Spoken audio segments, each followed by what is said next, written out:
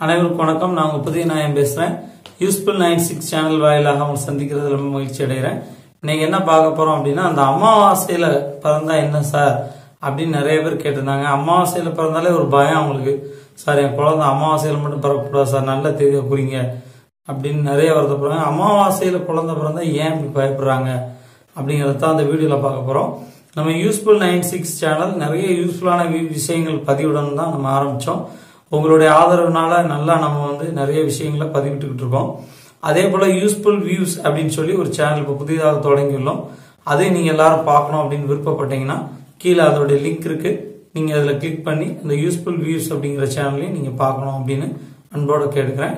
இந்த அமாவாசை அப்படின்னா முதல்ல என்ன அப்படின்னா, சூரியனும் சந்திரனும் இணைந்து சந்திக்கக்கூடியது அமாவாசை.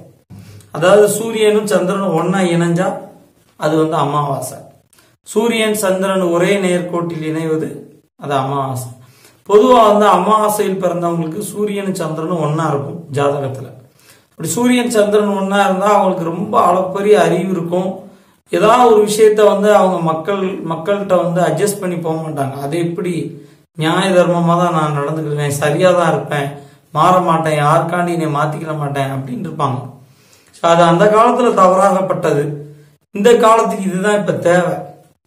நான் என்னோட விஷயத்துலதான் கரெக்டா இருப்பேன் அப்படின்னு. இப்ப நம்ம இப்போ ஒரு உதாரணம் சொல்றோமே, நம்மளே இப்ப இந்த ஒரு சேனல் ஆரம்பிச்சிருக்கோம். இதுக்கு ஆளாளுக்கு ஒவ்வொரு விஷயங்கள் சொல்லிட்டு இருக்காங்க. இது இப்படி பண்ணுங்க சார், அப்படி பண்ணுங்க சார். இது நான் எதையுமே எடுத்துக்கல. நல்ல விஷயங்கள் எடுத்துக்கிறோம், ஒரு சில விஷயங்கள் குழப்புறாங்க. அதெல்லாம் இல்லாம நம்ம நேர்கோட்டில் போயிட்டே இருக்கோம். அதே போலதான் அந்த அமாவாசையில் பிறந்தவங்க எல்லாம் ஒரே நேர் திங்கிங்ல இருப்பாங்க. எந்த ஒரு விஷயத்தையும் அவங்கள திசை திருப்ப முடியாது. அவங்களுக்குள்ள ஒரு விஷயம் என்னன்னா, ஒரே ஒரு மைனஸ் என்ன அப்படின்னா, ஒரு விஷயம் தவறு அப்படிங்கறது நம்ம சொல்றோம், அது அவங்களுக்கு புரியாது. அவங்களே அது தவறு அப்படின்னு உணர்ந்தாதான் அந்த விஷயத்தை விட்டு வெளியே வருவாங்க. இப்ப உதாரணத்துக்கு இந்த இடத்துக்கு போக கூடாதுப்பா, அது நல்ல இடம் இல்ல அப்படின்னு அந்த அமாவாசையில பிறந்தவங்க சொன்னோம்னா அவங்களுக்கு புரியாது. நீ சும்மா சொல்ற, நாங்க போறது உனக்கு பிடிக்கல, வேணே பண்றேன்னு ஏதாவது சொல்லுவாங்க. இப்ப அவங்களே அதை புரிஞ்சுக்கிட்டாங்கன்னா ஓகே, ஆமா உண்மைதான் அவங்க சொன்னது அப்படிம்பாங்க. யாரும் அவங்கள சொல்லி புரிய வச்சு அவங்கள ஏதாவது நம்ம கட்டளைகளிட்டோ அவங்க நம்ம சொல்றபடி கேட்பாங்களோ அப்படின்னு நம்ம எதிர்பார்த்தா இருக்காது. அதனாலதான் நம்ம மக்கள் ஃபுல்லா அந்த அமாவாசையில பிறக்கணும் பயந்துட்டே இருக்காங்க. சரி, இப்ப அமாவாசையில பிறந்துட்டாங்க. இந்த அமாவாசையில பிறந்ததுனால வந்த பாதிப்புகள் நீங்கிறதுக்கு என்ன செய்யணும்? அமாவாசை அன்று பசுமாட்டுக்கு உணவு கொடுக்கணும்.